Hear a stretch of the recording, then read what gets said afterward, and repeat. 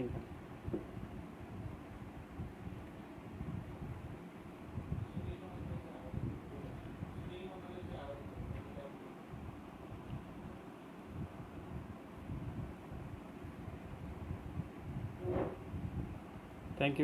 Thank you Sunil.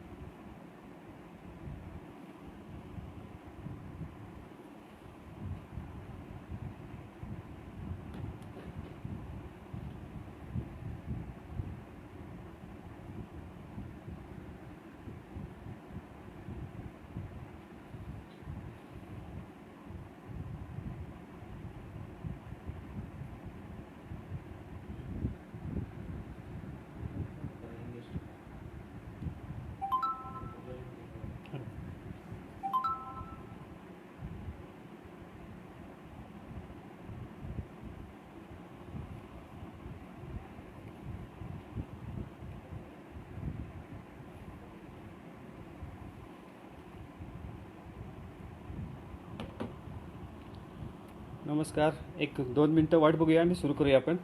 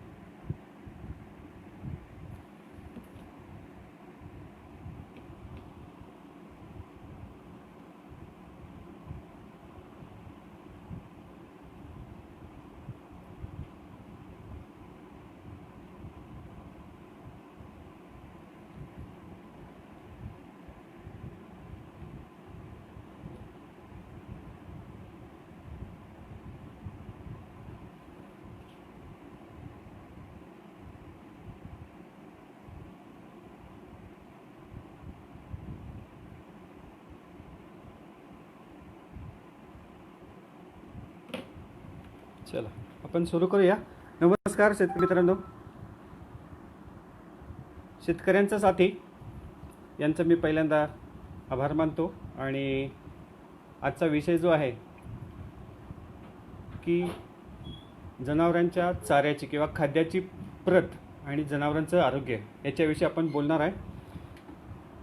आता काय की शेतकरी म्हटलं की गाई, शेण, चारा ह्या सगळ्या गोष्टी आल्या.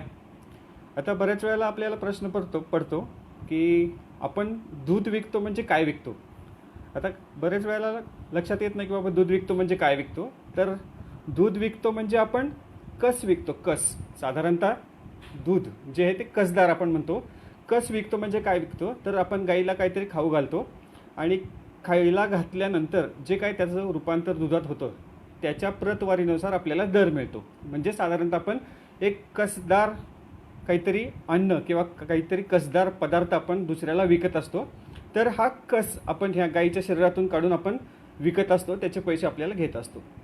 आता हे कस कसं असावं, काय असावं, आणि मग आपण जे काय त्याला इनपुट देतो, आपण जसं आपण मोबाईलला इनपुट देतो त्याप्रमाणे आपल्याला आउटपुट मिळतो. बाबा 30 दिवसाचा, 40 दिवसाचा, 60 दिवसाचा. तर 60 दिवस संपले की पुन्हा आपल्याला एक नोटीस येते की बाबा तुमचा बॅलन्स संपलेला आहे, आता तुम्हाला रिचार्ज केल्याशिवाय काय पर्याय नाही. पण गाई आपल्याला अशी काही चिठ्ठी कधी पाठवत नाही. बाबा एखादं मिनरल संपलंय, एखादं क्षार संपले तरी आपल्याला काही चिठ्ठी येत नाही. पण आपणच समजून घेतलं पाहिजे की बाबा आपल्याला करायचं काय.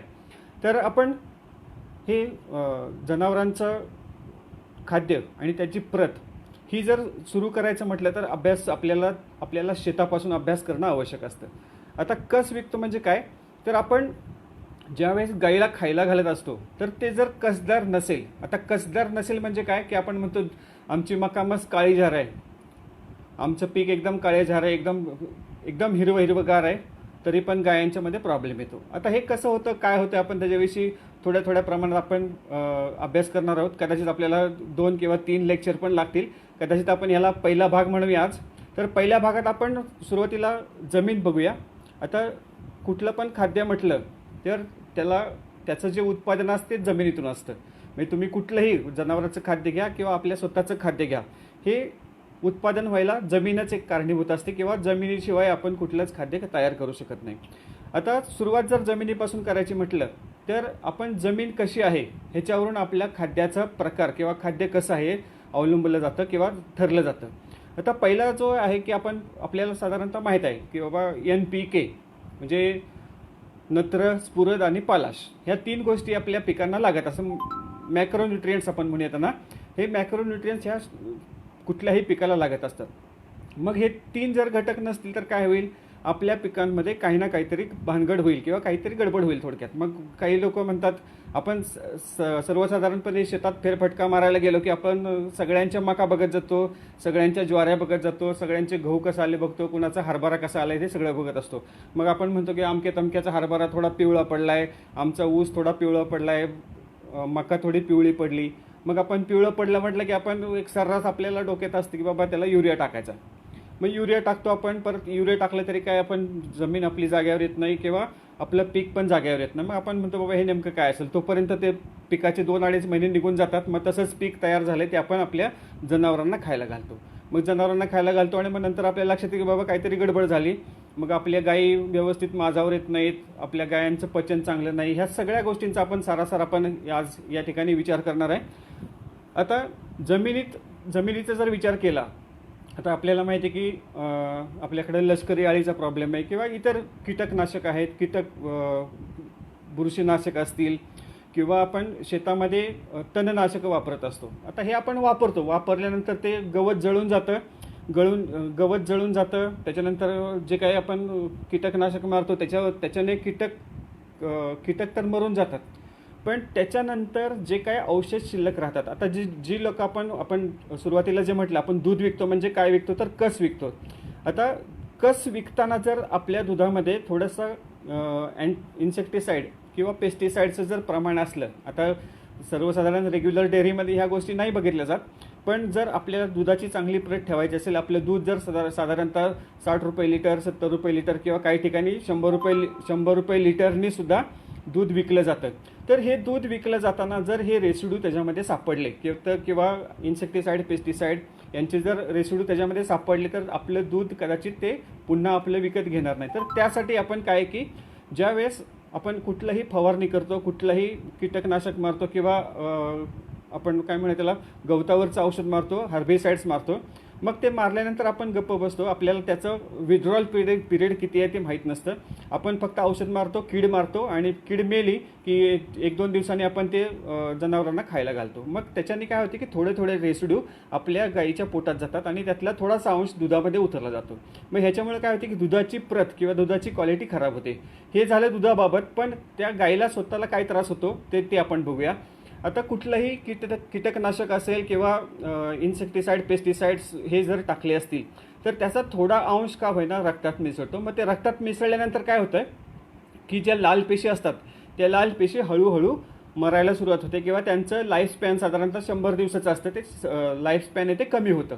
मग परिणामतः काय होतं की साधारणतः जनावरांचं रक्त जे आहे, आता मी भारतामध्ये पाहतो की बऱ्याच ठिकाणी गायींचं रक्त जे आहे ते 8च्या वरती नसतं. चांगली हेल्दी गाई जरी असेल तरी तिचं रक्त सर्वसाधारणपणे 8 ग्रॅम% असतं. मग हे कशामुळे होतं तर आपला रेग्युलर चारा असेल, थोड्या प्रमाणात गायीच्या पोटामध्ये ह्या विषारी घटकांचे अंश जातात. मग ते पोटात अंश गेले की ते रक्तात मिसळतात. रक्तात मिसळलं की गायींची RBC किंवा लाल पेशी ज्या आहेत त्या कमी होतात. लाल पेशी हे एक महत्त्वाचं साधन आहे की जे पूर्ण शरीरामध्ये जे काही जनावरांना आवश्यक असणारे घटक आहे ते ट्रान्सपोर्ट करायचं काम हे लाल पेशी करत असतात. असतात. मग त्यासाठी काय आहे की जर आपलं खाद्य व्यवस्थित असेल किंवा इन्सेक्टिसाईड पेस्टिसाईड जर आपण वापरले नाही तर किंवा कमी प्रमाणात वापरले तर गायींच्यावरती येणारं बर्डन आपण म्हणूया किंवा त्रास तो आहे तो कमी होत जाईल. ही एक गोष्ट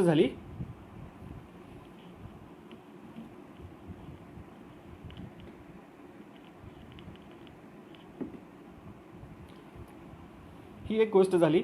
आता ह्याच्यानंतर काय की आपण आपलं पीक कसं आहे किंवा पिकामध्ये डेफिशियन्सी आहेत की नाही हे आपल्याला कसं ओळखायचं आहे.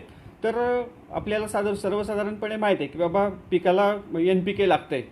मग NPK जर कमी असला, N कमी असला, नत्र जर कमी असलं तर आपण काय करायचं, कुठलं आपलं जर मुख्य पीक आहे, समजा तुम्हाला एक पान मी दाखवतो. आता हे जर पान आहे आपल्याकडं, तर ह्या पानाची मुख्य शिर आहे. जर ही मुख्य शिर जर पिवळी पडली असेल, तर नत्र कमी आहे असं समजलं जातं. आता ह्या पानामध्ये जर तुम्ही बघितलं, व्यवस्थितपणे जर बघितलं तर ह्या पॅरलल शिरा ज्या आहेत त्या पिवळ्या पडल्यात. तर हे पॅरलल शिरा जर पिवळ्या पडल्या असतील तर ते मॅग्नेशियमची डेफिशियन्सी इंडिकेट करतात. आपण हे बारकाईनं बघितलं पाहिजे. ज्यावेळेस आपण शेतात जातो त्यावेळेस आपण ह्या सगळ्या गोष्टीचा अभ्यास केला पाहिजे.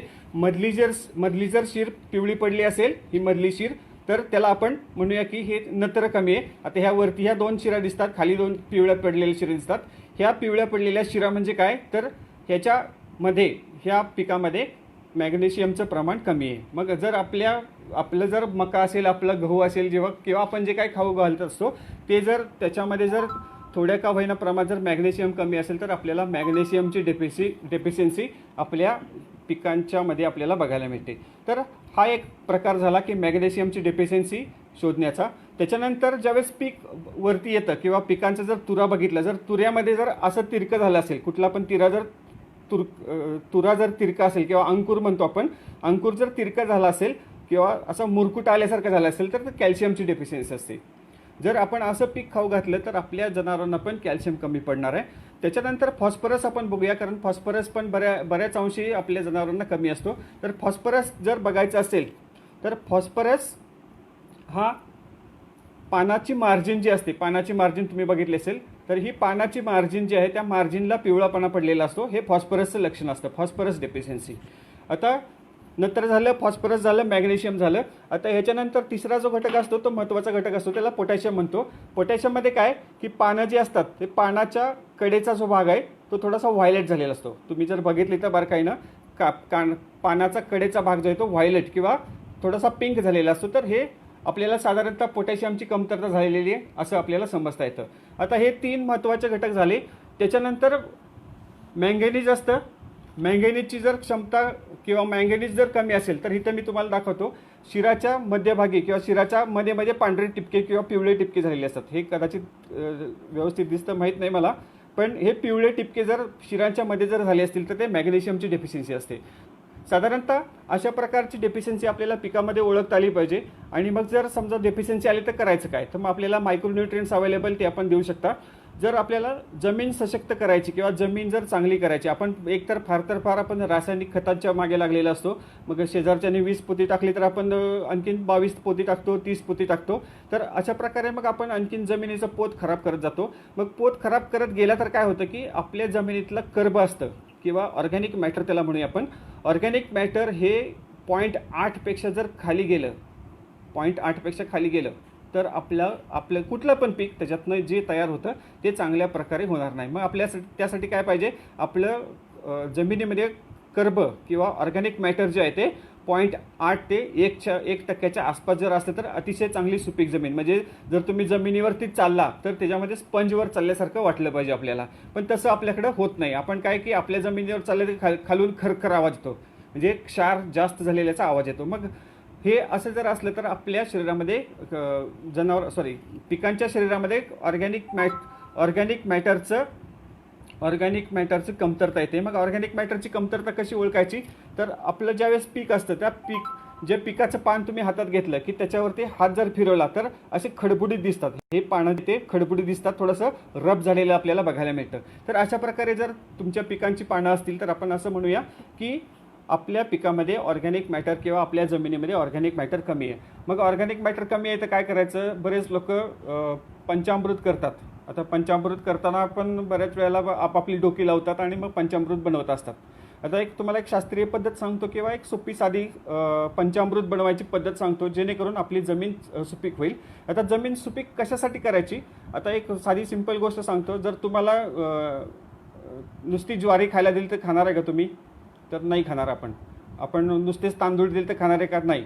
मग आपण काय की बाजारातनं ज्वारी विकत आणतो, घरातली गृहिणी असते ती ज्वारी निवडते किंवा जे काही धान्य आहे ते निवडते, स्वच्छ करते, चाळणी मारते त्याला, मग ते पिठाच्या डब्यात भरून ते गिरणीमध्ये सोडलं जातं किंवा गिरणीत ठेवलं जातं. गिरणीमध्ये गेले की त्याचं ठराविक साईजनी त्याला पीठ केलं जातं. ते पीठ घरी आणलं जातं, त्याला आपण एक 10 दिवस 12 दिवस ठेवू शकतो. त्याच्यानंतर पुन्हा ते पीठ फेकून द्यायला लागतं, जर पीठ खराब होऊन जातं. मग ते पीठ आणल्यानंतर काय होतं की त्यात पाणी ओतलं जातं, ते व्यवस्थित मळलं जातं. मळल्यानंतर मग ते तव्यावरती, गरम तव्यावरती थापलं जातं, मग ती भाकरी तयार होते. तर पिकांचं पण पोषण व्हायला अशीच गोष्ट लागते. आता हे सगळं काम कोण करतं? आपण फक्त काय करतो की युरियाचं पोतं असेल, सुफलाचं पोतं असेल किंवा जे आपलं रासायनिक खते आपण जमिनीत टाकायचं आपण फक्त प्रयत्न करत असतो. ह्याच्या पलीकडे जाऊन कोण काम करतं? तर आतमध्ये, जमिनीच्या आतमध्ये असलेले जीवाणू, हे जीवाणू ह्या सगळ्या गोष्टीचं काम करत असतात. तर जीवाणूचं काम काय आहे की जे तुम्ही टाकाल, जे आता जर नुसतं आपल्याला कणगीत बसवलं, आपण जर नुसत्या ज्वारीच्या कणगीत बसलं तर पोट भरणार आहे का? एकाच दिवस भरेल, पण दुसऱ्या दिवशी आपल्याला आपलं जुलाब सुरू होतील, कारण ते आपल्याला पचत नाही. मग काय, हे जे सुफला असेल, युरिया असेल किंवा जे खतं आपण टाकलेली असतील ते मुळापर्यंत न्यायचं काम जे असतं ते जीवाणूंचं असतं. त्यासाठी आपल्या जमिनीतले जीवाणू जे आहे ते चांगले होणं आवश्यक असतं. मग त्यासाठी काय की आपल्याला पंचामृत, आता पंचामृत कसं एक सर्वसाधारणपणे पंचामृत बनवायची पद्धत मी तुम्हाला सांगतो. ह्याच्यामध्ये काय करायचं की 25 किलो शेण, एक 15 ते 20 लिटर गोमूत्र, कुठल्या पण गाईचं चालेल, देशीच गाईचं पाहिजे असं काही नाही. त्याच्यानंतर शेण झालं, गोमूत्र झालं, त्याच्यानंतर बेसन पीठ, डाळीचं पीठ, कुठल्याही द्विदल वनस्पतीचं किंवा डाळीचं पीठ, कुठली पण डाळ चालेल, मुगाची चालेल, चवळीची चालेल, वाटाण्याची चालेल, हरभऱ्याची चालेल, जी तुम्हाला स्वस्त मिळेल ती डाळ तुम्ही त्याच्यामध्ये वापरू शकता. त्याच्यानंतर 3 किलो गूळ घ्यायचा, तो गूळ त्याच्यामध्ये मिक्स करायचा. त्याच्यानंतर काय करायचं की 2 गोष्टी महत्त्वाच्या आहेत. एक आंबट ताक पाहिजे, आंबट ताक की कल्चरसाठी आंबट ताक एक घ्यायचं. त्याच्यानंतर 5 किलो माती घ्यायची, त्यातली साधारणतः 2 किलो माती तुमच्या ज्या शेतातली आहे त्यातली 2 किलो माती, आणि 3-3.5 किलो किंवा 5 किलो जरी तुम्ही एका ठिकाणची अशी माती आणायची की ज्या ठिकाणी कधीही रासायनिक खतं टाकलेली आहेत. मग असं कुठला भाग आहे तर साधारणतः डोंगर उताराचा भाग असेल, डोंगर माथ्याचा जवळपासचा भाग असेल किंवा सिंपल वडाच्या झाडाखालची माती. आपण सर्वसाधारण शेतकऱ्यांना सांगायच्या वेळेस मी सांगत असतो की बाबा वडाच्या झाडाखालची माती आणा. मग हे सगळ्या आपल्या रानातली माती, वडाच्या झाडाखालची माती किंवा जंगलातली माती किंवा डोंगर माथ्याच्या आसपासची माती आपण आणायची. ही माती का आणायची तर ह्याच्यामध्ये असलेले जीवाणू जे आहेत ते वेगवेगळ्या प्रकारचे जीवाणू आपल्याला आपल्या शेतामध्ये सोडायचे असतात.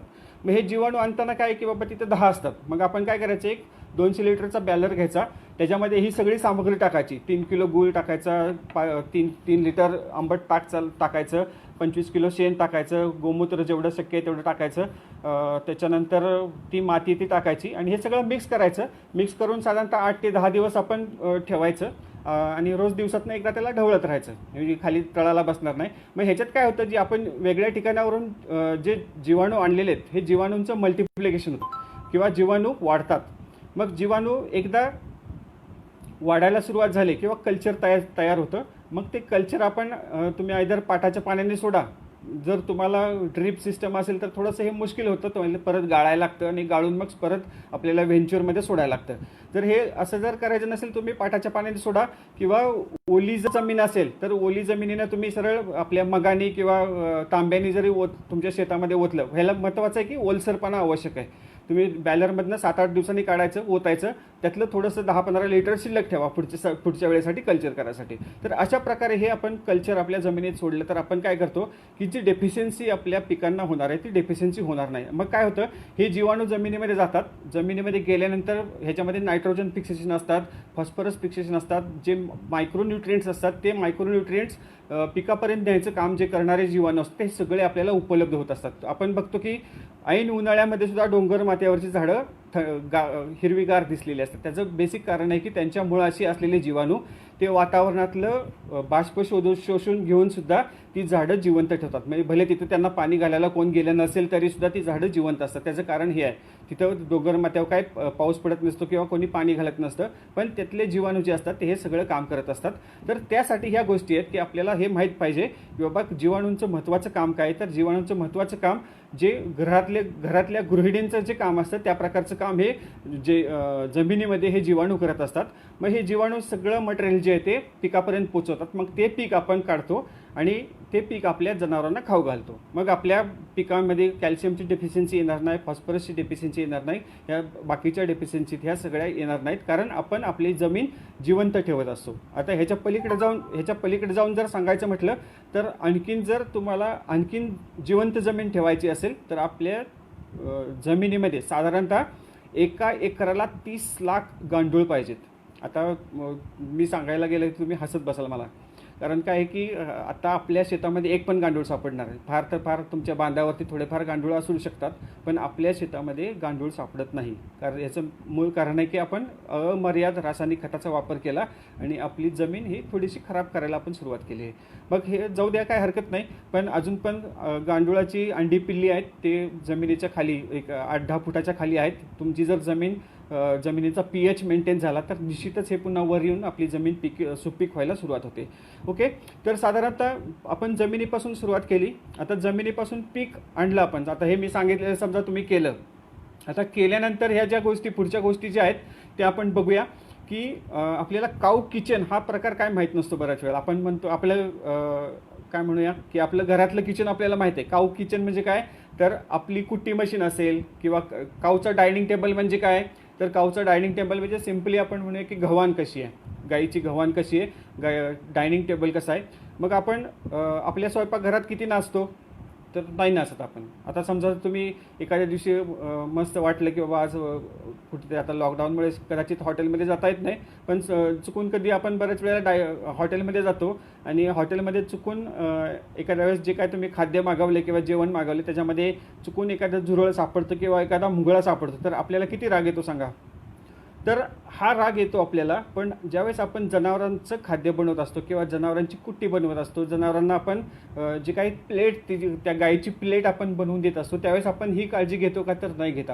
आपण मका जी असतो, आपण जी मका तोडतो त्याच्यावरच नाचतो, त्याच्यावर तेच तुडवतो, तेच परत आपण कुट्टी मशीनमध्ये घालतो. मग त्यातनंच जे काही गोष्टी बाहेर पडतात तेच आपण सगळं एकत्रित करतो आणि गाईंना खाऊ घालतो. मग आपण म्हणतो बाबा आमचा मका एकदम भारी आहे, आपण हिरवा चारा एकदम भारी आहे, सगळं लय भारी आहे, तरी पण आमच्या जनावरांच्यामध्ये थोडा डायरियाचा प्रॉब्लेम दिसतो. जनावरं राहून जुलाब करतात. मग जनावरांची प्रतिकारशक्ती पण थोडीशी कमी झालेली असते. तर आपण काय की गाईचं किचन जे आहे किंवा गाईचं आपण डायनिंग टेबल, आपण ह्याच्याविषयी थोडंसं डिस्कस करूया. आता बरेच लोक कुट्टी बनवतात. आता काही लोकांचं सवय असते की आज बनवलेली कुट्टी साधारणतः 2 दिवस काही लोक वापरतात. मग त्यांच्याकडे प्रॉब्लेम असतात, नो डाऊट त्यांना असू शकतात की लाईट जाते, 2 दिवसातून एकदा लाईट येते, तर ह्या साऱ्या गोष्टी आहेत. मग ती कुट्टी जी आहे ती दडपून ठेवतात. आता कुट्टी दडपून ठेवली तर काय होते की तुम्ही हात घालून बघा त्या कुट्टीमध्ये. कुट्टीत जर हात घातला तर आपल्याला थोडीशी बुळबुळ लागते हाताला. जर हात आपण घातला तर एकतर कुट्टी गरम लागते, त्याचबरोबर थोडीशी बुळबुळीतपणा आलेला असतो. मग ते बुळबुळीतपणा कशामुळे येतं, तर थोडंसं फंगस येतं. कारण आपली जी मका असते, हिरवा चारा असतो, त्याच्यामध्ये मॉइश्चर असतं किंवा आपण त्याला आर्द्रता म्हणूया किंवा पाण्याचं प्रमाण हे जास्त असतं. मग काय होतं की वातावरणातले जीवाणू असतात ते त्याच्यामध्ये मल्टिप्लाय होतात. मग ते आपलं जे खाद्य असतं किंवा जनावरांचं जे खाद्य असतं ते थोडंसं खराब व्हायला सुरुवात होते. मग ते एकदा का खाद्य खराब झालं की काय होतं की त्याच्या पोटामध्ये हे जीवाणू वाढतात आणि मग गायींना जुलाब लागतं, डायरिया सुरू होतो, मग गायींची तब्येत चांगली होत नाही, ही साऱ्या गोष्टी तयार होतात. आणि मग आपण ब्लेम कशाला करतो की बाबा हेच खराब असेल, तेच खराब असेल, मग पशुखाद्य बदललं त्याच्यामुळंच झालं, काल पाऊसच पडला त्याच्यामुळंच झालं. पण आपण आपलं लक्ष जे आहे ते आपल्या गाईच्या किचनकडे कधीच जात नाही. आता किचनची व्यवस्था करायची म्हणजे काय करायचं, आता जे खाद्याची प्रत कशी मेंटेन ठेवायची. आता आपण काय करतो की शेतातनं मका तोडून आणला किंवा ऊस तोडून आणला, ट्रॉलीमध्ये आणला किंवा बैलगाडीत आणला, तर काय करतो, तो ऊस जो आहे तो आपण एका ठिकाणी ढीग मारून ठेवतो. तुम्ही ढीग मारून ठेवला की त्यात हात घालून बघा, तासाभराने हात घालून बघा, आपला हात गरम होतो. हात गरम होतो म्हणजे काय, तर त्यातली त्या पिकामधली चयापचयाची क्रिया ही कॉन्स्टंट सुरू होते. मग काय होतं की टेम्परेचर आहे आणि मॉइश्चर आहे, ह्या दोन गोष्टी बॅक्टेरिया आणि फंगसला वाढ होण्यासाठी फार उपयुक्त असतात. मग काय होतं की जे लोक अँटीबायोटिक फ्री अफ्लाटॉक्झिन फ्री दूध विकत असतात, मग त्यांच्यामध्ये त्या गोठ्यांमध्ये अशी कंप्लेंट येते की आम्ही सगळं चांगलं करतोय, आम्ही सगळ्या प्रकारच्या गोष्टी टाकतो, तरी पण आमच्या दुधामध्ये थोडं का होईना मायकोटॉक्झिन लागतं. थोडंसं M1 लागतं, थोडंसं M2 लागतं, किंवा टोटल मायकोटॉक्झिनची थोडंसं मायकोटॉक्झिन हे जास्त लागतं. मग ह्याच्या जर बारकाईनं अभ्यास केला, ज्यावेळेस मी गोठ्यामध्ये जातो त्यावेळेस मी दुसरं तिसरं काही बघत नाही, तर गाईचं किचन कसं आहे तेवढंच बघत असतो बस. ते गाईचं किचन बघितलं की बाकीचे सगळे प्रॉब्लेम सॉल्व्ह होऊन जातात. आता गाईचं ज्यावेळेस तुम्ही खाद्य आणून टाकलेलं आहे तसंच ठेवतो. आता आणखीन एक तुमच्या नेहमीची दारातली गोष्ट सांगतो तुम्हाला की लगेच लक्षात येईल. तुम्ही मक्याची कणसं तोडून आणली किंवा कणसं काढून राहिलेला जो हिरवा पाला आहे तो तुम्ही कसा ठेवला आहे, तर ते तुम्ही एक ढीग मारून ठेवला आहे. मग त्याच्यामध्ये सुद्धा थोड्या का होईना प्रमाणात फंगस तयार होतं. फंगसचं चित्र असेल तर मी दाखवतो तुम्हाला. तर हे फंगसचं चित्र फंगस काय होतं की थोड्या का होईना बुरशी, थोड्या का होईना प्रमाणात बुरशी आपल्या पिकामध्ये तयार होते. एकदा का बुरशी तयार झाली की थोडी होईना बुरशी गाईच्या पोटामध्ये जाते.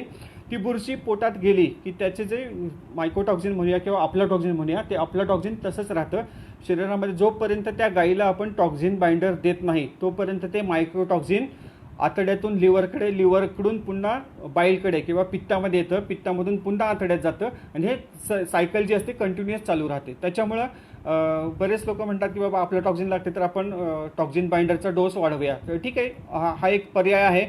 पण तुम्ही जर कॉस्टचा विचार केला तर मग थोडंसं टॉक्झिन बाइंडर पण आपल्याला काही दिवसांनी परवडत नाही असं वाटत असतं. मग काय करायचं की ज्यावेळेस तुम्ही ढीग मारून ठेवता तर ढीग मारू नका.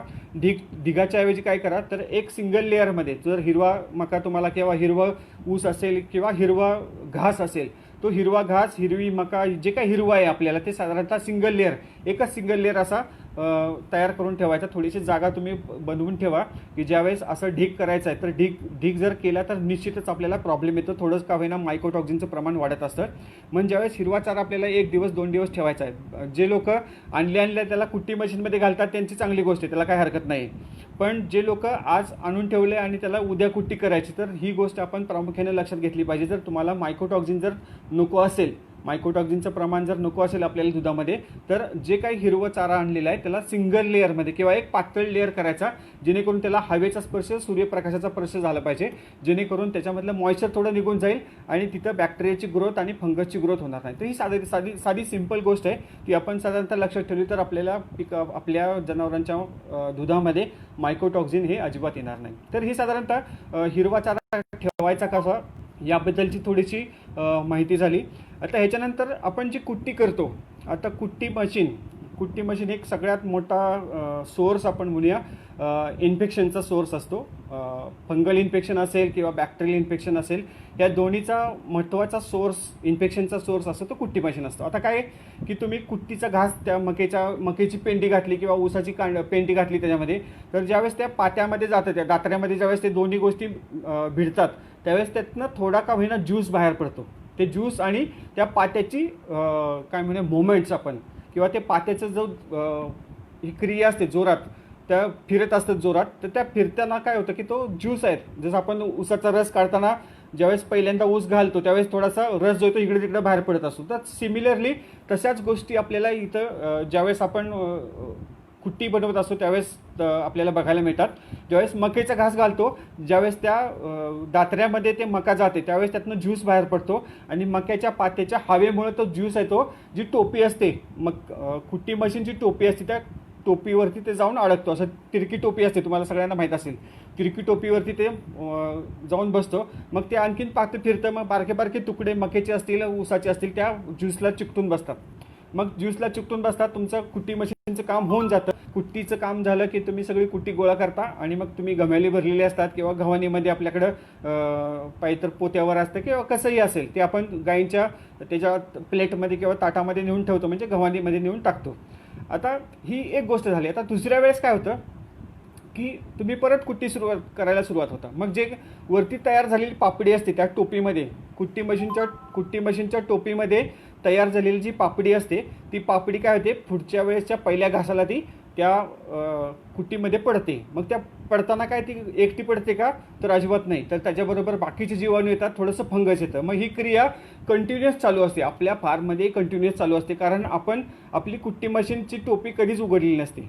तर इथून पुढं किंवा आजपासून तुम्ही कुट्टी मशीनची टोपी उघडायला सुरुवात करा. उघडल्या उघडल्या तुम्हाला माझी आठवण येईल, कारण कुट्टी मशीनची टोपी उघडली की तुम्हाला तिथं आतमध्ये काळा थर झालेला दिसेल. काळा थर असेल, पापड्या असतील, एकावर एक तयार झालेले पापड्या असतील. त्या पापड्या जर बारकाईने जर त्या पापड्या पाहिल्या तर त्याच्यामध्ये असं पांढरस कापसासारखं थोडंसं फंगस तयार झालेलं असेल. मग त्यासाठी आपण आपल्या कुट्टी मशीनची किंवा जो गाईचा किचन आहे, आपण त्या किचनची आपण काळजी घेणं आवश्यक आहे. तर मग ही पापडी तयार झालेली त्या घासामध्ये पडते, तेच घास आपण त्या गायींना नेऊन टाकतो आणि परिणामतः आपल्या गायींची प्रतिकारशक्ती कमी होते. जिथं जिथं आपल्या टॉक्झिनचं प्रमाण जास्त आहे त्या ठिकाणी असं बघण्यात आलं आहे की त्या ठिकाणी गायींची प्रतिकारशक्ती कमी होते. प्रतिकारशक्ती का कमी होते? तर गायींचा लिव्हर जो आहे तो लिव्हर बऱ्याच अंशी खराब झालेला असतो, कारण टॉक्झिन जे असतात ते रोज थोड्या का होईना प्रमाणात लिव्हरच्या पेशी डॅमेज करत असतात. मग त्यासाठी आपल्याला काय करायचं, तर आपलं कुट्टी मशीन प्रत्येक वेळेस ही कुट्टी मशीन काहीतरी एक बोळा करा किंवा काहीतरी असं काठीच्या साह्यानं किंवा कसंही बोळ्यानं हे आपलं कुट्टी मशीनची टोपी ही आवश्यकतेनं आपण साफ करणं आपल्याला अतिशय आवश्यक आहे. ते जर नाही केलं तर निश्चितच आपल्याला त्रास होणार आहे. तर त्यासाठी गाईचं किचन स्वच्छ राहिलं पाहिजे. जिथनं तुमचे दात्रे आहेत ते आपण रोजची रोज साफ केले पाहिजे. स्क्रूड्रायव्हरने करा, काटकीने करा किंवा कसंही करा, पण ते जुनं जे कुट्टी मशीनचं राहिलेलं किंवा जुन्या कुट्टीतलं काही शिल्लक ठेवायचं नाही. सगळं साफसूफ करायचं, नंतर दुसरी आपण कुट्टी करायची. तर ही साधारणतः किचनची आपण काळजी करायची. आता किचनची काळजी करताना आपण आणखीन प्लेट सजवताना आपण काय काय गोष्टी करतो ते आपण बघूया. आता गाईच्या कुट्टीची साईज किती असली पाहिजे, आणि जर साईज असली तरी प्रॉब्लेम आहे आणि कमी साईज असली तरी प्रॉब्लेम आहे. आता जर साईज खूपच कमी आहे, मग आपण काय करतो की साईज जर खूप कमी असली तर आपल्या गाईंच्या पोटामध्ये त्याचं पचन व्यवस्थित होत नाही. बऱ्याच वेळेला मग काड्या येतात. जर खूप मोठे केले आपण 6 सेंटीमीटरच्या पेक्षा जर जास्त मोठे तुकडे केले तर तरी पण आपल्याला त्रास आहे. साधारणतः 3 ते 4 सेंटीमीटर एवढे तुकडे असले तर आपल्याला त्याचं पचन चांगलं होतं. त्याचबरोबर आपण गाईची रवंथ करण्याची जी प्रक्रिया ती व्यवस्थित होते. पोट फुगायचे प्रॉब्लेम कमी होतात. त्याचबरोबर एक सब ॲक्यूट रुमिनल ॲसिडोसिस आपण सारा म्हणतो, साराचं प्रमाण कमी होतं आणि परिणामतः त्याची गाईंचं पोट चांगलं राहतं. मग पोट चांगलं राहिलं की बाकीच्या गोष्टी पण व्यवस्थित राहतात, दूध चांगलं येतं आणि परिणामतः आपल्याला जो इफेक्ट पाहिजे तो आपल्याला इफेक्ट मिळत असतो. आता जे ऑर्गनाइज डेअरी फार्मर्स नाहीत किंवा ज्यांच्या घरी एक गाई आहे, दोन गाई आहे, असं ज्या ठिकाणी असतं तिथं आणखीन एक मोठा प्रॉब्लेम आपल्याला बघायला मिळतो किंवा सर्वसाधारण असं पाहण्यात येतं की त्या गाईला दिवसभर खायला टाकलेलं असतं. म्हणजे सकाळपासून संध्याकाळपर्यंत जर घरात थोडंसं कोणी वयस्कर म्हातारे किंवा वयस्कर माणसं असतील तर निश्चित असं सांगतात की बाबा गाय हंबरते तिला खायला टाक, गाय हंबरते तिला खायला टाक. हे दिवसभर कंटिन्युअसली प्रोसिजर चालू असते. मग ती दिवसभर गाय खात असते, तिचं पचन काही व्यवस्थित होत नाही, रवंथ व्यवस्थित होत नाही.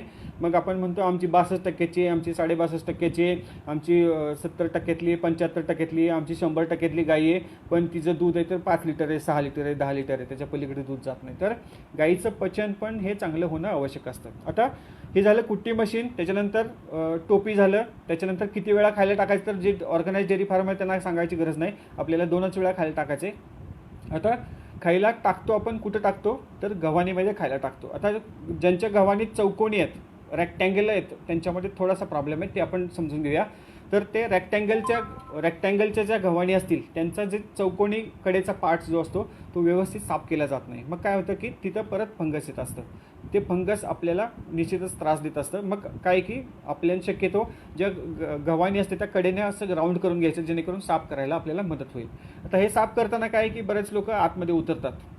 आता गंमत बघा की आपला जो कामगार असतो किंवा कोण असतो तो गव्हाणीत आत उतरतो, पुढं साफ करत जातो आणि मागं त्याच्या पायानं चिखल लागलेला असतो. खालचं जी माती असते ती सगळी माती ती पुन्हा गव्हाणीत मिक्स केलेली असते. मग पुढच्या वेळेस आपण तोच घास आपण किंवा त्याच ठिकाणी आपण काही लोक पाणी सोडतात. म्हणजे असं ड्युएल पर्पज गव्हाणी असतात काही लोकांच्या.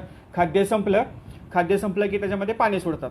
आता त्यांच्याकडे तसं सिस्टम नाही, मग काय की ते एक पटापटा तो माणूस जो आहे तो पुढे जात असतो, सगळं कुट्टी किंवा जे राहिलेला चारा आहे तो ढकलत खराट्यांनी पुढे नेत असतो आणि मागं चालत असतो. मग त्याच्या पायाचे जे काही जीवाणू आलेले असतात जमिनीतून खाली, तर त्याचं डायरियामध्ये रूपांतर व्हायला जास्त वेळ लागत नाही. म्हणून काय की गव्हाण साफ करायला गव्हाणीत उतरायची गरज नाही. गव्हाणी दोन्हीकडून राऊंड केल्या, गव्हाणीचे कॉर्नर जे ते राऊंड असलेले आपल्याला सगळ्यात महत्त्वाचे, ते राऊंड केले की आपल्याला साफ करायला प्रॉब्लेम येत नाही. जर रेक्टँगल असतील तर आपल्याला निश्चित प्रॉब्लेम आहे, त्या कोण्यातले जो पार्ट आहे तो आपल्याला व्यवस्थित साफ करता येत नाही. त्यासाठी गव्हाणीचे कॉर्नर जे ते आपण रेक्टँगलच्या ऐवजी राऊंड करून घ्या. स्वच्छता करायला फार आपल्याला त्रास होणार नाही.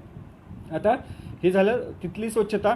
आता ह्याच्यामध्ये खाद्याची प्रत का ढासळते, तर जी राहिलेली कुट्टी आहे आपण काय करतो, जर ते घासून काढले ना, आता काही ठिकाणी असा प्रघात आहे की कुट्टीमध्येच सगळं, म्हणजे कुट्टीमध्येच आपण त्याचा मॅश मिसळतो.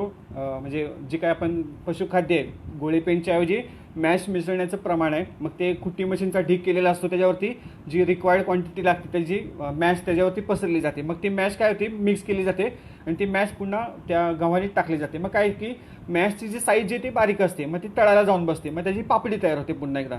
मग ती पापडी आपण घासून काढत नाही आणि ते धुवून पण काढत नाही, मग त्याचं आपल्याला पुन्हा प्रादुर्भाव होत असतो. मग त्यासाठी आपण ही काळजी घेतली पाहिजे. ज्यावेळेस मॅश आपण वापरत असतो, त्या मॅश आपल्याला दुसऱ्या चाऱ्याच्या अगोदर ती मॅश किंवा ती सगळं जे मटेरियल ते चांगलं खरडून काढलं पाहिजे. ॲटलिस्ट 2-3 दिवसातनं तरी एकदा व्यवस्थित खरडून काढणं आवश्यक आहे. जर तसं नाही केलं तर आपल्या जनावरांची प्रतिकारशक्ती कमी होणार आहे, कारण त्याच्यामध्ये थोड्या का होईना अफलाटॉक्झिनचं प्रमाण गाईच्या पोटामध्ये जाणार आहे. आता हे सगळं करत असताना आणखीन गोष्ट की बाबा अफलाटॉक्झिन जर येतच असेल तर आपण टॉक्झिन बाइंडर वापरायचे का, तर हो वापरा, काही हरकत नाही. टॉक्झिन बाइंडर वापरले तर निश्चितच आपल्याला जनावरांची शक्ती आपल्याला चांगली ठेवता येईल. आणि जनावरांची शक्ती चांगली राहिली की जे आपण विकणार आहे दूध, ते दूध पण चांगलं राहील. आता आणखीन एक गोष्ट बघायला मिळते की खाद्याची क्वालिटी आणि जनावरांचं आरोग्य याच्या बाबत आणखीन एक गोष्ट आहे की आपण कधीच कंपॅरिझन करत नाही की बाबा आपलं आउटपुट किती आहे, नाही आपण इनपुट किती दिलं पाहिजे, आउटपुट जास्त आहे का कमी आहे, हे आपल्याला बऱ्याच वेळेला समजायला थोडासा वेळ जातो. मग आपण फक्त गाईची चकाकी आहे, गाई बाहेरून चकचकीत दिसते, हे साधारण आपण पाहत असतो. मग आपलं एकच उद्देश असतो साधारणतः की गायीनं खाल्लं पाहिजे, बस. आपण त्याच्या पलीकडे काही विचार करत नाही की गायीनं खाल्लं पाहिजे. मग काय म्हणतो, गायीनं फुल खाल्लं की आपण तृप्त होतो, गाय पण तृप्त होते. पण त्याचबरोबर गाईच्या पोटामध्ये एक दिवसाच्या ठराविक काळासाठी एक प्रॉब्लेम तयार होत असतो, त्याला सबॲक्यूट रुमिनल ॲसिडोसिस म्हणत असतात. मग आपण काय की तो रुमिनल ॲसिडोसिस कशामुळे होतो, साधारणतः फर्मंटेबल जे प्रोडक्ट्स आहेत, म्हणजे जे एकदल आहेत त्याचं जर प्रमाण जास्त असेल तर साराचा प्रॉब्लेम आपल्या गायींना तयार होत असतो. तर तो टाळण्यासाठी आपलं दूध किती आहे, त्या गाईचं दूध किती आहे आणि तिला इनपुट किती दिला पाहिजे, तिला फायबर किती दिले पाहिजेत ह्या गोष्टीचा, किंवा तिला ड्राय मॅटर किती दिले पाहिजे, हे सगळं आपण साधारणतः एक कंपॅरिझन करणं आवश्यक आहे. ते जर आपण ठोकताळा जर आपण लावला नाही तर आपण आपल्याच गायी अनारोग्य किंवा रोगी आपण बनवून टाकत असतो. नुसतंच खाल्लं पाहिजे. आपण काय म्हणतो, बाबा ही गाय खाईल म्हणजे हिनं जर खाल्लं तर आणखीन दूध देईल. मग काय आपण करतो, एक साधारणतः एक ठोकताळा आहे की एका लिटरसाठी साधारणतः आपण 400 ग्रॅम, एक सर्वसाधारणपणे 400 ग्रॅम हे पशुखाद्य आपण दिलं पाहिजे. पण आपण काय करतो, बाबा गाई 10 लिटर देते, आपण थोडंसं जास्त तिला वाढवून थोडंसं खायला देण्याचा आपण प्रयत्न करत असतो. मग थोडंसं जर जास्त दिलं तर आपण जास्त दिले तर काय होतं की त्याचं विपरीत परिणाम होतो, ॲसिडिटी होते. म्हणजे आपण थोडक्या सिंपल भाषेमध्ये सांगायचं झालं तर ॲसिडिटी होते. आता ॲसिडिटीचे लक्षणं काय तुमच्या गोठ्यामध्ये ते मी तुम्हाला सांगतो, मी तुमच्या लक्षात येईल की बाबा जर आपलं पशुखाद्य जर जास्त होत असेल किंवा एकदल पदार्थ हे जर जास्त होत असतील तर आपल्या गायींच्यामध्ये शरीरामध्ये किंवा गोठ्यामध्ये, शरीरामध्ये म्हणण्यापेक्षा गोठ्यामध्ये लंगडण्याचं प्रमाण किती आहे हे पहिलं गोष्ट बघितली पाहिजे. त्याच्यानंतर डायरिया किंवा जुलाब व्हायचं प्रमाण किती आहे, मस्टायटिसचं प्रमाण किती आहे. जर आपल्या गायींना स्तनदाह किंवा मस्टायटिस हे जर सारखं होत असेल तर आपण आपलं खाद्य तपासणं आवश्यक आहे. त्यासाठी आपण काय की सिंपल की बाबा मस्टायटिस होतोय, दर 2 दिवसांनी होतोय, 4 दिवसांनी होतोय, मग आपण काय करतो की डॉक्टरांना बोलवतो, ट्रीटमेंट करून घेतो, 2 दिवस बरं होतं, पुन्हा सुरू होतं. तर हे करण्यासाठी आपल्याला महत्त्वाचं की पहिलं जनावरांची शक्ती, जनावरांचं ताकद कशी आहे ते आपण पाहिली पाहिजे आणि त्यानुसार तिला आपण खाद्य कस्टमाइज केलं पाहिजे. आपण ज्यावेळेस हॉटेलात जातो त्यावेळेस आपण सांगतो बाबा 2च रोटी द्या आणि 1च पुलाव द्या आणि 1च भाजी द्या, बरोबर आहे. पण इथं आपल्याला माहिती आहे आपण किती खाणार आहे आपल्याला माहीत असतं, पण आपल्याला माहीत नसते की गाय किती खाणार आहे आणि किती दूध देणार आहे. मग हे दोन्हीचा ठोकताळा आपण लगेच काही एका मिनिटात होत नाही त्या गोष्टी. आपल्याला थोडंसं बारकाईनं ऑब्झर्वेशन पाहिजे. या गाईचं दूध किती आहे, जे 40च्या पुढे जर गाई असतील तर आपल्याला थोडंसं फाइंड आउट करायला प्रॉब्लेम येतो. मग आपल्या जिथं दुधाची मशीन आहे तिथं आपण एका ठिकाणी पार्लरमध्ये गाई आणत असतो. मग सगळ्यांच्या समोर आपण 1.5 किलो 2 किलो आपण पेंड ठेवत असतो धार काढेपर्यंत. मग ती पेंड एक्स्ट्रा होते. मग आपण कुट्टीमध्ये टाकलेलं अजून असतं ते एक्स्ट्रा होतं. साधारणतः मग ह्या गोष्टी वाढत जातात आणि मग आपल्याला लॅम्पनेस किंवा लंगडण्याचं प्रमाण, त्याच्यानंतर मस्टाटीचं प्रमाण आणि जुलाबाचं प्रमाण हे आपल्याला आपल्या गोठ्यामध्ये दिसत असतं. आता एक काहीतरी समोर प्रश्न दिसतोय त्याचं उत्तर देतो म्हणजे आपल्याला आणखीन 2 गोष्टी सोबत बघता येईल. बायपास प्रोटीन कुठली आणि किती प्रमाणात द्यावे. आता बायपास प्रोटीन खरं आपल्याला महत्त्वाचं प्रोटीन जे आहे ते बायपासच द्यावं असं पण काही नाही आहे. आता काय की प्रोटीनच्या विषयी एक साधारणतः गोष्ट आहे की आपण सगळ्यांनी साधारणतः लक्षात घ्या की जर प्रोटीनचं प्रमाण जास्त झालं, आता आपण काय की प्रत्येक गोष्ट जास्त जास्त जास्त पाहिजे असं हा प्रयत्न करत असतो आपण. तर प्रोटीनचं प्रमाण जर आपल्या पशुखाद्यामध्ये जर जास्त झालं, आता जास्त म्हणजे किती, साधारणतः सर्वसाधारणपणे एक स्टँडर्ड जर आपण बघितलं तर 22% मॅक्झिमम 22% प्रोटीन आपल्या पशुखाद्यामध्ये जर असतं. आता आपण काय करतो की पशुखाद्यामधलं प्रोटीन जे आहे ते पशुखाद्यातलं प्रोटीन आपण काउंट करतो, पण बघायचा प्रयत्न करत असतो, पण आपण इतर जे घटक दिले असतात त्यातलं प्रोटीन आपण काउंट करत नाही. आता मग काय होतं, 22चं प्रोटीन जे आहे ते साधारणतः 23पर्यंत जातं, 24पर्यंत जातं. आता काय की एखादी पेट्रोलची टाकी आहे, आपल्या गाडीची टाकी माहिती आहे आपल्याला, बाबा 25 लिटरची टाकी आहे. 25 लिटर आपण फुल करा म्हणून सांगतो. ते साधारणतः फुल करायला गेलं किंवा फुल करायच्या वेळेस थोडंसं जर एक्स्ट्रा झालं तर ते सांडून जातं. पण इकडे जनावरांच्या मध्ये उलटं होतं. जर समजा प्रोटीन जर जास्त झालं, आपण बायपास प्रोटीन किती द्यावं काय द्यावं हा जर तुम्हाला जर सांगायचं झालं तर साधारणतः आपलं जे रेग्युलर गाई येते तर साधारणतः तुम्ही 22%च्या पुढं प्रोटीन घेऊ नका. 22%, आता तुमचं किती फॉर्म्युलेशन काय मला माहीत नाही, पण प्रोटीनचं प्रमाण जे ओव्हरऑल सगळं प्रोटीन जे आहे ते 22%च्या पुढे नेऊ नका. जर तुम्ही 22%च्या जर पुढे प्रोटीन घेऊन गेला तर निश्चितच आपल्या गायींच्यामध्ये गाभण राहायला हा प्रॉब्लेम येणार आहे. काय ह्याचं काय होतं की लिव्हर जो आहे तो आपला थोडासा गाईचा आपण साधारणतः म्हणूया की असं म्हणूया की 22%ला तो गाईचा लिव्हर ब्लॉक केला आहे किंवा लिव्हरची जी गाडी आहे ती 22%ला पॅक केलेली आहे किंवा आपण लॉक केली म्हणतो. आपण गाडी आपण म्हणतो ना गाडी पुढं पळतच नाही, गाडी लॉक केली म्हणजे काय 60ला लॉक केली 80ला लॉक केली असं साधारणतः आपण म्हणत असतो. तर साधारणतः जे लिव्हर जे आपण थोडक्यात सिंपल भाषेमध्ये सांगायचं झालं तर आपण 22%ला लिव्हर लॉक केलं आहे असं समजूया. जर त्याच्यापेक्षा जर जास्त प्रोटीन झालं तर त्याचं प्रमाण जे किंवा प्रोटीन चं विघटन करायची जी क्षमता असते ती विघटन करायची जी क्षमता असते ती लिव्हरची थोडीशी कमी जास्त होत असते. मग ते करत असताना काय होतं की जे उरलेलं प्रोटीनचं विघटन केलेले पदार्थ आहे ते रक्तामध्ये मिसळले जातात. मग ते रक्तामध्ये मिसळले की आपण त्याला म्हणतो ब्लड युरिया नायट्रोजन. मग ज्यावेळेस ब्लड युरिया नायट्रोजनचं जर प्रमाण जर वाढलं तर आपल्या गायींच्यामध्ये जी गर्भाशय असतं गर्भाशयाची pH बदलते. गर्भाशयामध्ये जे आपण ज्यावेळेस AI करतो किंवा नॅचरल सर्व्हिस करतो त्यावेळेस ते pH जास्त असल्यामुळं किंवा ब्लड युरिया नायट्रोजन जास्त असल्यामुळं त्या युटरसची किंवा गर्भाशयाची pH वाढली जाते. एकदा का pH वाढली की तिथं गर्भरपणा किंवा तिथं जे काही एम्ब्रिओ तयार होणार आहे ते एम्ब्रिओ तयार होत नाहीत. मग काय की प्रोटीन वाढवण्याचा अट्टहास नको, जेवढं आवश्यक आहे तेवढंच आपण देणं त्यांना गरजेचं आहे. तर प्रोटीनबाबत ही गोष्ट लक्षात ठेवा. आता तुमच्या गायींचं किती दूध आहे ते मला माहीत नाही, पण साधारणतः तुमचा प्रश्न आला त्यामुळे त्यानुसार मी तुम्हाला सांगत होतो की साधारणतः तुम्ही जर तुमची गाई 18 ते 20 लिटरच्या खाली असेल तर तुम्ही 21%पेक्षा जास्त जाऊ नका. तर तसं थोडं जर जास्त गेलं तर निश्चित आपल्याला त्रास होत असतो.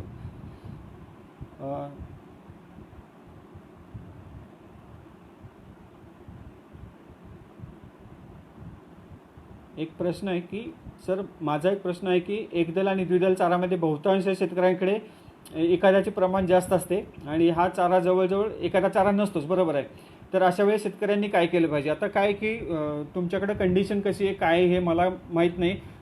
हे सर्वसाधारणपणे सगळ्या शेतकऱ्यांना हा अनुभव आहे. मग एकदा ऊस सुरू झाला तर 4-4 महिने ऊसच चालू असतो आपल्याकडं.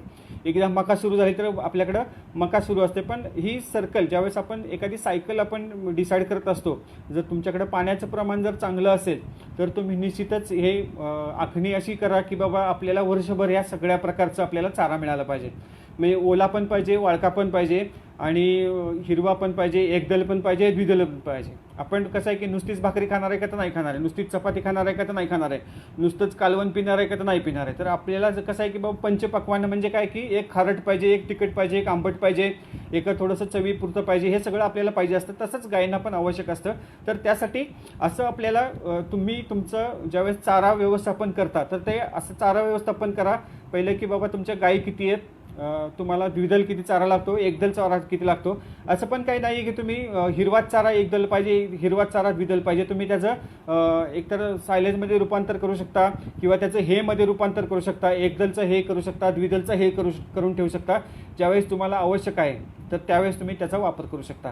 तर तुम्ही तुमच्या गायीनुसार तुमचं शेत किती आहे, पाणी किती आहे, पाण्याचं प्रमाण किती आहे, वर्षभर पाणी मिळतं का नाही मिळतं, ह्या साऱ्या गोष्टीवरती तुम्ही तुमचा जो शेतीचं काय म्हणूया आखणी ही आपण केली पाहिजे. आपल्याकडे बऱ्याच वेळा तसं होत नाही की मकेचा सीझन आला की सगळे मकाच करत बसतात, ऊसाचा सीझन असला की सगळे ऊसच करत बसतात, टोमॅटोचं सीझन असलं की सगळे टोमॅटोच करतात.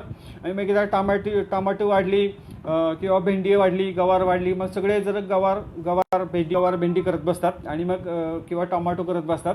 आणि मग परिणाम तर काय होतं की आपलं जो आपण आखलेलं असतं ते सगळं विस्कटून जातं आणि त्याचबरोबर आपल्याला जी काही बाजारभाव मिळणार असतो मिळत नसतो. मग त्यासाठी काय, जर तुम्ही एक्सक्लुझिव्हली आपण म्हणूया किंवा फक्त तुम्ही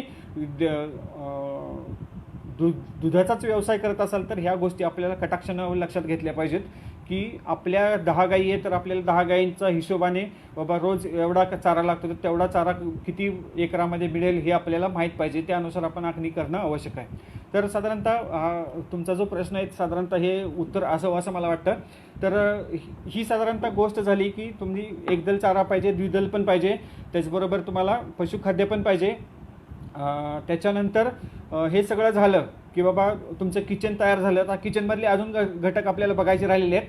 तर हे घटक बघताना अजून आपल्याला दुसऱ्या गोष्टी आहेत की मिनरल मिक्सर. गेल्या वेळेस डॉक्टर सुनील जाधव सरांनी आपल्याला गेल्या वेळेस मिनरलचं आपल्याला महत्त्व सांगितलं. नो डाऊट आपल्याला मिनरल तर हे देणं आवश्यकच आहे. हे कंटिन्युअस मिनरल्स आपल्याला आपल्या जनावरांच्या शरीरामध्ये गेले तर म्हणजे अतिशय आवश्यक असणारे हे मिनरल्स आहेत. ते नसतील तर आपलं जनावरांची प्रतिकारशक्ती कमी राहते, जनावरांचं प्रोडक्शन कमी राहतं, गायी माझ्यावर व्यवस्थित येत नाहीत. तर हे साधारणतः आपल्याला ह्या गोष्टी निश्चितच आपल्याला मिनरल्स वगैरे आवश्यक असतात. आता ह्याच्या व्यतिरिक्त जाऊन काही जे लोक स्वतःचं पशुखाद्य बनवत असतात, स्वतःचं पशुखाद्य जे बनवत असतात तर ते बनवत असताना काय की सोया वापरतो आपण, सोया DOC वापरतो, त्यानंतर DDGS वापरतो, त्याच्यानंतर मळी वापरतो, त्याच्यानंतर वेगवेगळ्या प्रकारच्या मळी असतात त्या मळी आपण वापरत असतो. त्याच्यानंतर एकदल असेल, द्विदल असतील, हे सगळं आपण वापरतो. काही लोक सांगतात की फुल फॅट सोया वापरा, काही लोक म्हणतात फुल फॅट सोया वापरू नका, काही लोक म्हणतात मका वापरा, काही लोक म्हणतात ज्वारी वापरा, काही म्हणतात तांदूळ वापरा. आता हे काय की साधारणतः तुमच्या भागामध्ये कुठल्या कुठल्या गोष्टी एकदल मिळतात, कुठल्या द्विदल मिळतात हे तुम्हाला माहीत आहे. आता ह्याच्या भानगडीत मी पडत नाही, फक्त मी ह्याची क्वालिटी कशी असावी हे मी तुम्हाला सांगतो. आता एकदल वनस्पती घ्या, त्यातलं मॅक्झिमम आपण मकाच वापरतो, मक्याचे दाणे वापरतो. आता मक्याचे दाणे वापरताना आपण त्यातलं कधी मॉइश्चर बघतानाची आपली कसोटी काय असते तर आपण मक्याचा दाणा घेतो आणि दोन्ही दाताच्यामध्ये चावतो, कड जर वाजला तर म्हणतो ओके बाबा ह्याच्यामधलं मॉइश्चर कमी आहे. तर हे असं करू नका. आपल्याकडे मॉइश्चर मीटर मिळतात किंवा तुम्ही मॉइश्चर मीटर घ्या, त्याच्याने ॲक्च्युली मॉइश्चर किती आहे ते बघा. ते बघत असताना नुसतं मॉइश्चर बघून चालणार आहे का तर नाही चालणार आहे. मग आपल्याला इंडिव्हिज्युअल मक्याचं आपण बघितलं पाहिजे की बाबा ह्यातलं टॉक्झिनचं प्रमाण किती आहे, किंवा मका उचलल्यानंतर आपल्याला कळते की बाबा तिचं जे नाक आहे, मकेचं जे नाक आहे त्या नाकामध्ये जर हिरवं काही असेल किंवा काळं काही असेल तर त्याच्यामध्ये आपलं टॉक्झिनचं प्रमाण जास्त असतं. मग अशी मका तुम्ही रिजेक्ट करू शकता. किंवा जर तुम्हाला ती मका वापरायचीच आहे तर तुम्हाला टॉक्झिन बाइंडरचं प्रमाण हे जास्त वापरायला लागतं. मग कुठं ना कुठेतरी तुम्हाला कॉम्प्रोमाइज करायचं असतं. मग त्यासाठी जे पशुखाद्य वापरतो किंवा जे इन्ग्रेडियंट्स वापरतो त्याची क्वालिटी आपल्याला चांगली असणं आवश्यक आहे. आता हे झालं एक दलाच्या विषयी. त्याच्यानंतर आपण DDGS वापरतो. DDGS जे असतं त्याच्यामध्ये मॉइश्चर अगदी कमीच असतं किंवा मॉइश्चरचं प्रमाण अगदी कमी असतं. पण DDGS बनवताना जे आहे, जी प्रोसिजर आहे ती आपल्याला थोडीशी समजून घेतली पाहिजे. कारण ते दिसताना आपल्याला ड्राय दिसतं, पण त्यातलं टॉक्झिनचं प्रमाण पण हे बऱ्यापैकी राहू शकतं. म्हणून आपण ज्यावेळेस DDGS घेता किंवा सोया DOC घेत असता किंवा कॉटन DOC घेत असता, रॅपसीड DOC घेत असता, तर ह्या सगळ्यांचं आपण ज्यावेळेस वापरत असतो त्यावेळेस त्याचं आपल्या टॉक्झिनचं प्रमाण बघून घेऊन मग तुम्ही आपल्या पशुखाद्यामध्ये वापरणं आवश्यक असतं. अदरवाईज जर तुम्ही तसं केलं नाही तर आपल्याला त्रास होणार आहे. तर साधारणतः DDGS कॉन्सन्ट्रेटच्या वर्गीय त्यांचं आपल्याला आपलं टॉक्झिन बघायचं. त्यातलं गॉसिपॉल कॉटन सीड जर वापरत असेल गॉसिपॉल किती ते बघून आपण जनावरांना वापरलं पाहिजे. त्याच्यानंतर जे ह्या पेंडी असतात, सोया DOC असेल तर बऱ्याच वेळेला काय की जास्त त्या भाजल्या गेलेल्या असतात. आपण त्याचा कलर कसा असतो तर रेग्युलरली त्या DOCचा कलर तो पिवळा असतो, साधारणतः पिवळा कलर असतो. पण जास्त भाजली गेलेली जर पेंड असेल तर त्याचा कलर जो असतो तो लालसर झालेला असतो किंवा थोडासा ब्राऊन कलर झालेला असतो. मग त्याच्यातलं काय ते प्रोटीन जे असतं ते प्रोटीन तुम्हाला इस्टिमेटमध्ये दिसतं, पण ॲक्च्युली त्याचा युटिलायझेशन आपल्याला कमी होत असतं. म्हणून ज्यावेळेस आपण पशुखाद्य किंवा पशुखाद्य जर किंवा घेत असाल, इन्ग्रेडियंट घेत असाल, तर ही गोष्ट साधारणतः कटाक्षानं आपण लक्षात घेतली पाहिजे की आपलं DDGS कसं आहे, सोया DOC कशी आहे, कॉटन सीड कसं आहे, हे सगळं बघून आपण घेतलं पाहिजे. त्याच्यानंतर मळी जी घेतो आपण, मळीमध्ये बाबा कॉन्सन्ट्रेट किती आहे, टॉक्झिन्स किती आहेत, त्याच्यानंतर हेवी मेटल्स किती आहेत हे आपल्याला माहीत असणं आवश्यक आहे. जर हेवी मेटल जास्त असतील, टॉक्झिन जास्त असतील तर आपल्याला टॉक्झिन बाइंडर जास्त वापरायला लागतं आणि परिणामतः आपल्याला जे बजेट असतं ते बजेट थोडंसं घसरण्याची शक्यता असते. तर साधारणतः आपण ह्या गोष्टी आपण लक्षात घेतल्या पाहिजेत. आता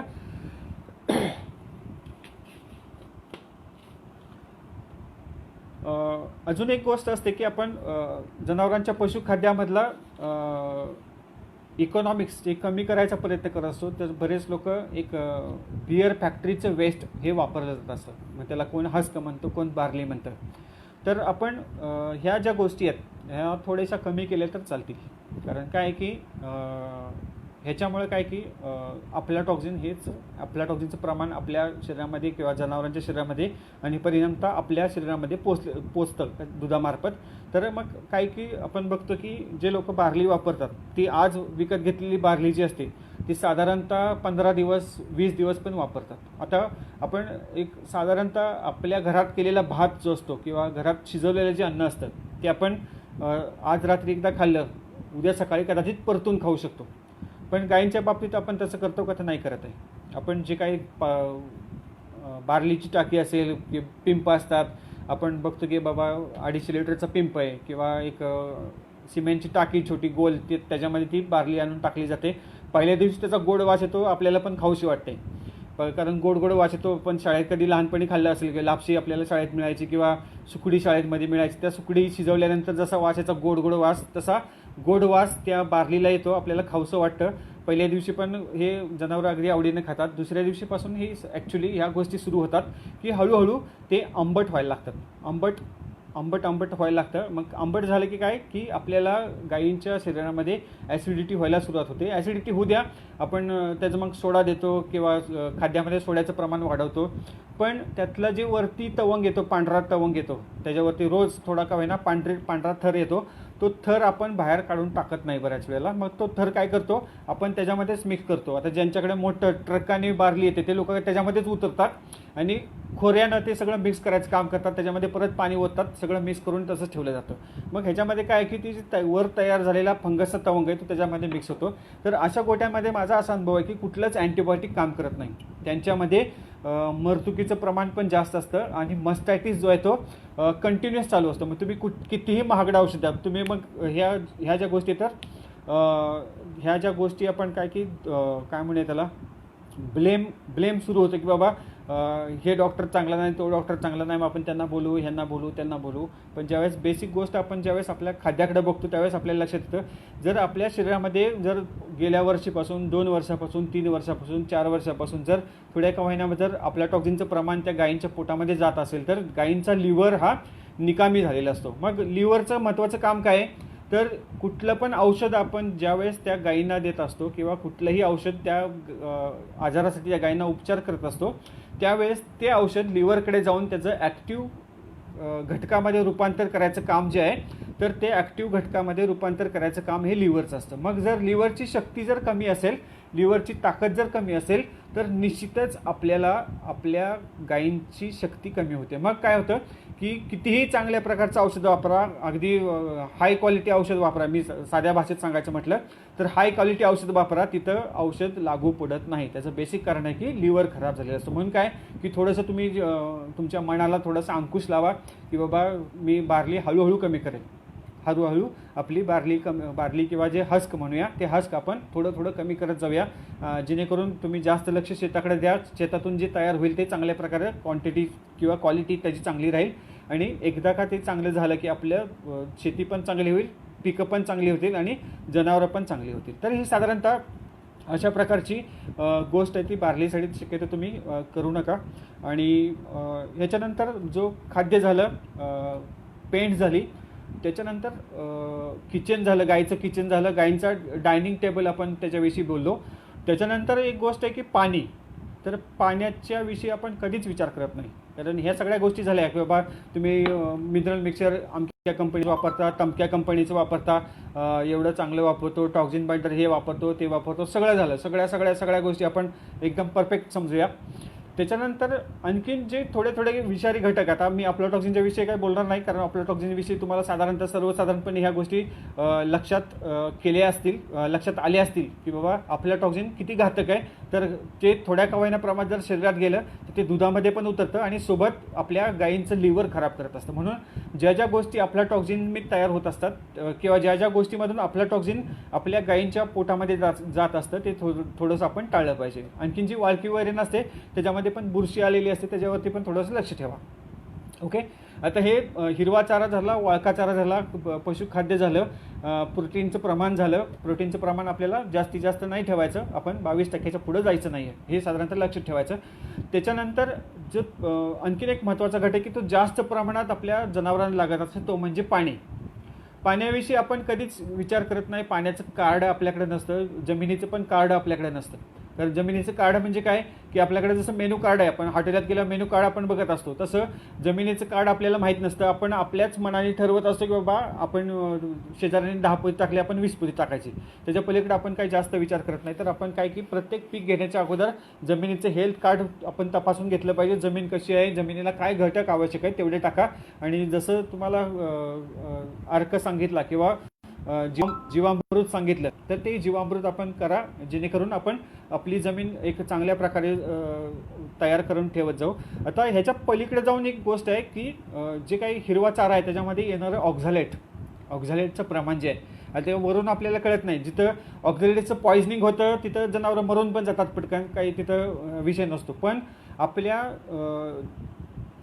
गायींच्या पोटामध्ये रोज थोडं का होईना प्रमाणात ऑक्झॅलेट जात असतं. आता ऑक्झॅलेटचं जायचं प्रमाण कुठून कुठून आहे, तर ज्यांना एक ठोकताळा मी सांगतो, ज्या पिकांना लव असते किंवा एक बारीक स्प्राउट असतो त्याच्या पानावरती, लव आपण म्हणूया, मग त्याच्यात जे घासवर्गीय जे उंच वाढणारे जे गवत असतील किंवा उंच वाढणारे आपण ऊसासारखे जे घटक आहेत त्यांच्यामध्ये ऑक्झॅलेटचं प्रमाण थोडंसं जास्त असतं. हे थोडंसं आपण समजून घेऊया.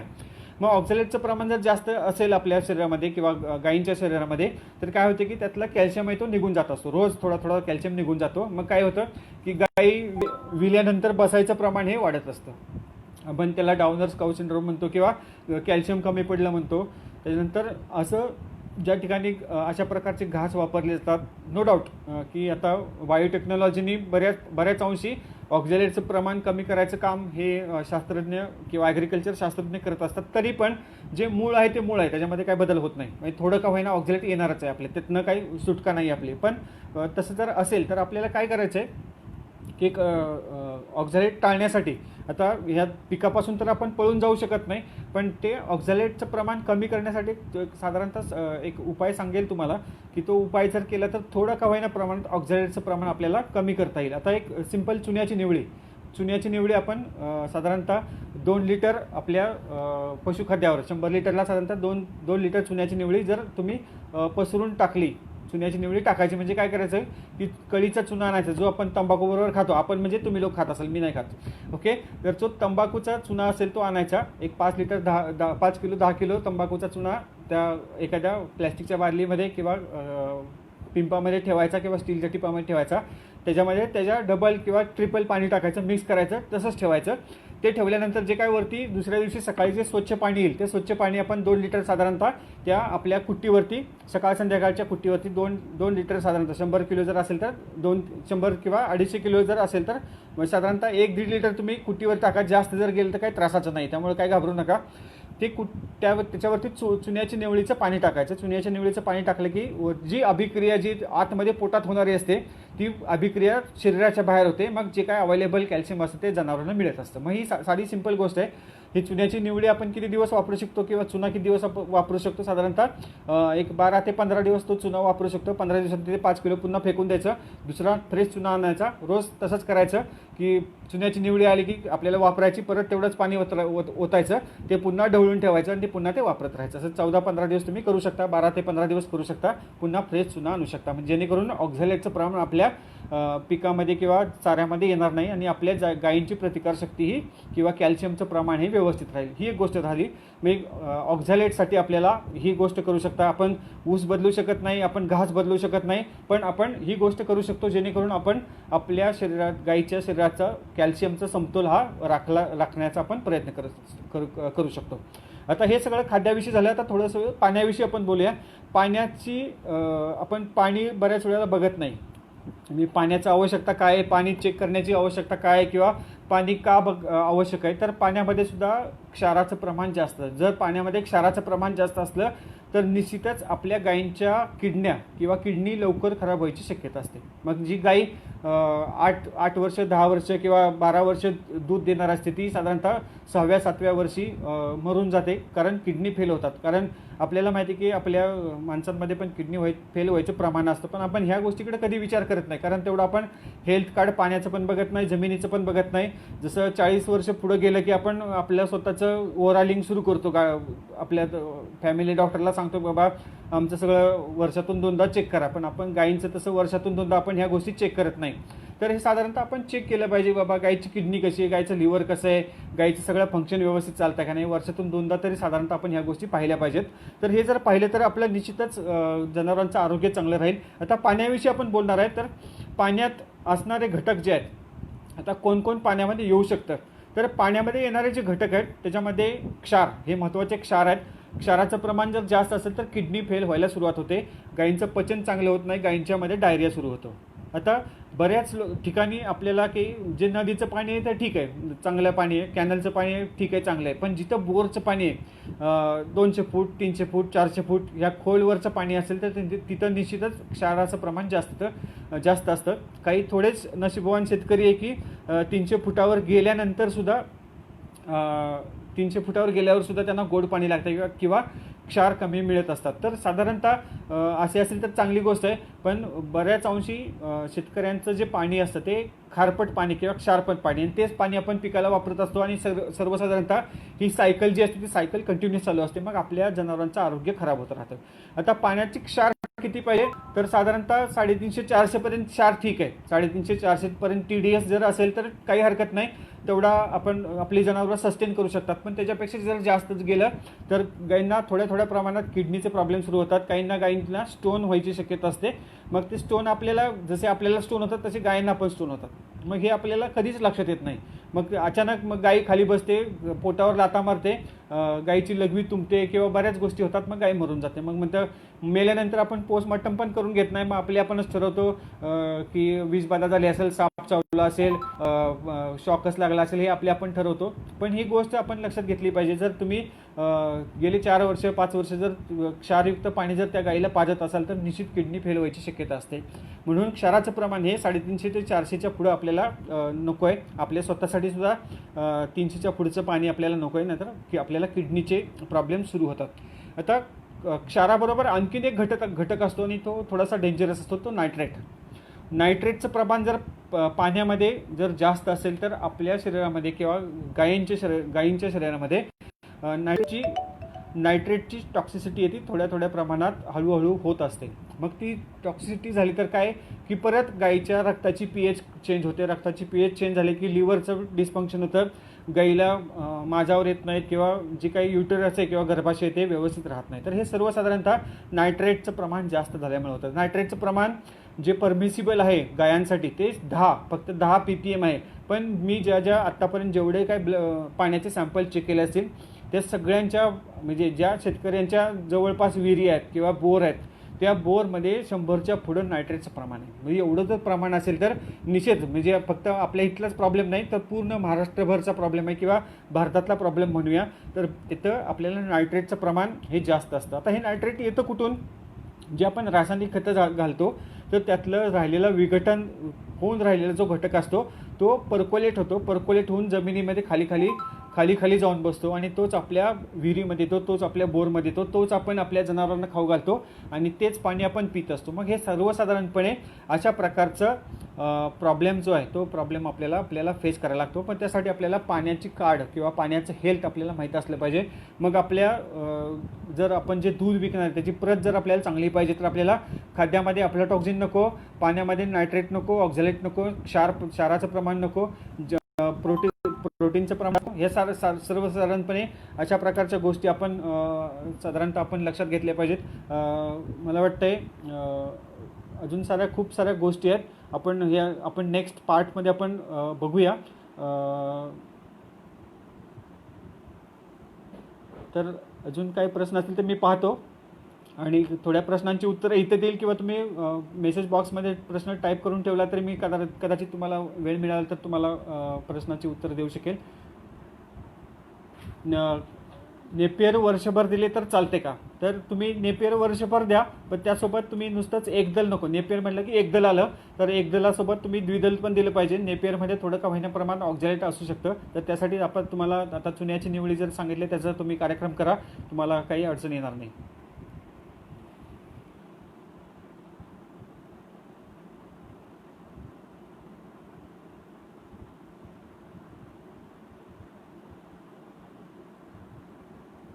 हा प्रश्न काही मला कळाला नाही.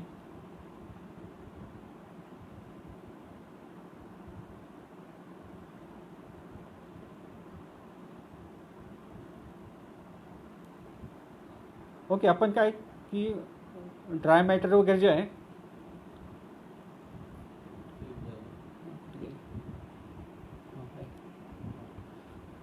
आपण ड्राय मॅटर आणि बाकीच्या गोष्टी जे शास्त्रीय गोष्टी ज्या आहेत तर त्या शास्त्रीय गोष्टी आपण नेक्स्ट याच्यामध्ये आपण पाहूया. तुम्हाला त्याच्यात रिसर्च सगळी माहिती देईल की बाबा ड्राय मॅटर किती द्यायचं, कॉन्सन्ट्रेट किती द्यायचं. कारण ऑलरेडी आपण आता दीड तासाच्या आसपास आलेलो आहे. तुमचं काय म्हणूया त्याला पेशन्स मानेल की बाबा तुम्ही एवढा वेळ बघत बसलाय, पण काही हरकत नाही. आपण जेवढे तुमचे साधे प्रश्न आहेत, कारण तुम्ही ड्राय मॅटर जर काढत बसला तर आपल्याला मला थोडंसं कॅल्क्युलेशन करून सगळ्या गोष्टी तुम्हाला ड्राय मॅटरच्या संदर्भात आपल्याला सांगायला लागतील. तर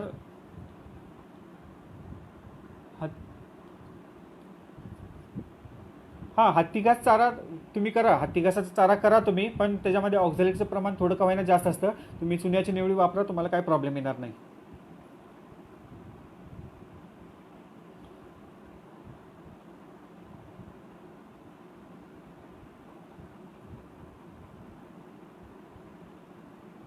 ओके, खूप सारे प्रश्न आहेत. तर आपण निश्चितच तुमच्या सगळ्या प्रश्नांची उत्तरं मी तुम्हाला ज्या मेसेज बॉक्स आहे त्याच्यामध्ये तुम्हाला निश्चितच देईल, काही हरकत नाही. तरी पण मी माझा तुम्हाला नंबर देऊन ठेवतो. तुम्ही व्हॉट्सअपवरती तुम्ही तुमचे प्रश्न पुन्हा पाठवू शकता, कारण इथं सगळ्याच गोष्टीचं किंवा सगळ्याच प्रश्नांची उत्तरं द्यायला कदाचित जमणार नाही. गायींचं मायांक ह्या वेताला बाहेर आलं तर पुढच्या वेताला बाहेर येईल का नाही. ओके, तर हे परत तुमचा मॅनेजमेंटचाच प्रश्न आहे की गायचं मायांग जे असतं ते बाहेर काय येतं, तर कॅल्शियमची कमतरता असल्यामुळं येत असतं. आता कॅल्शियमची कमतरता पडते म्हणजे काय की जे आतले लिगामेंट्स असतात त्यांचं टोनिसिटी जाते, त्याच्यामुळं मायांग बाहेर येऊ शकतं. आपण कुठल्याच जिवंत गोष्टीची गॅरंटी देऊ शकत नाही की बाबा ह्या वेताला तर पुढच्या वेताला येणारच नाही, कारण जीवनाचं काय की आपण काहीच सांगू शकत नाही की बाबा आत्ता व्यवस्थित आहे नंतर काय. ह्यात तर मायांग ह्या वेताला आलं तर पुढच्या वेताला येईलच ह्याची काही गॅरंटी नाही. तुम्ही जर मॅनेजमेंट चांगली केली तर कदाचित तिथं येऊ शकणार नाही. तर कॅल्शियमवरती लक्ष ठेवा. ऑक्झॅलेटचं जर प्रमाण तुमच्या चाऱ्यामध्ये जास्त असेल तर निश्चितच तुम्हाला त्याचा काय म्हणूया त्याला चुन्याच्या निवडीचा तुम्हाला फायदा कदाचित चांगल्या प्रकारे होत राहील. फक्त नेपियर घास देऊन चालणार नाही तुम्हाला, त्याच्यासोबत तुम्हाला द्विदल पण पाहिजे आणि एकदल पाहिजे, द्विदल पाहिजे, सगळं पंचपक्वान. जसं तुम्हाला मगाशी सांगितलं तसं पंचपक्वान आपण जसं खातो तसंच गायला देणं आवश्यक आहे. मिनरल मिक्सर दिलं पाहिजे, चांगल्या क्वालिटीचं पाणी दिलं पाहिजे, चांगल्या क्वालिटीचं प्रोटीन दिलं पाहिजे, एकदल वनस्पती दिली पाहिजे, द्विदल वनस्पती दिली पाहिजे. नुसता हिरवा नको, त्याच्याबरोबर वाळका पण पाहिजे. वाळका जर चारा नाही दिला तर आपल्या गायींच्या पोटाची किंवा एक सिंपल गोष्ट सांगतो, जर वाळका चारा नसेल तर एक ठोकतळ आहे की तुमच्या दुधामध्ये फॅटचं प्रमाण कमी येऊ शकतं.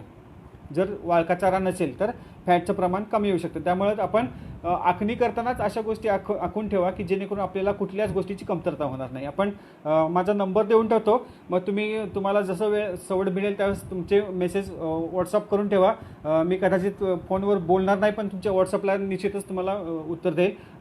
नंबर आहे 8600 891949 8600891946. कदाचित मी डायरेक्ट बोलणार नाही पण तुमच्या व्हॉट्सअपला निश्चितच उत्तर देईल. तर तुम्ही व्हॉट्सअपला तुमचे प्रश्न पाठवून ठेवा. तर साधारणतः 1.5 तास तुम्ही मला ऐकत आहात, त्याबद्दल मी सगळ्यांचे या ठिकाणी आभार मानतो. त्याचबरोबर प्रशांत भांबरे आणि शेतकऱ्यांचा साथी यांचं मी या ठिकाणी आभार मानतो आणि या ठिकाणी थांबतो. Thank you very much. धन्यवाद.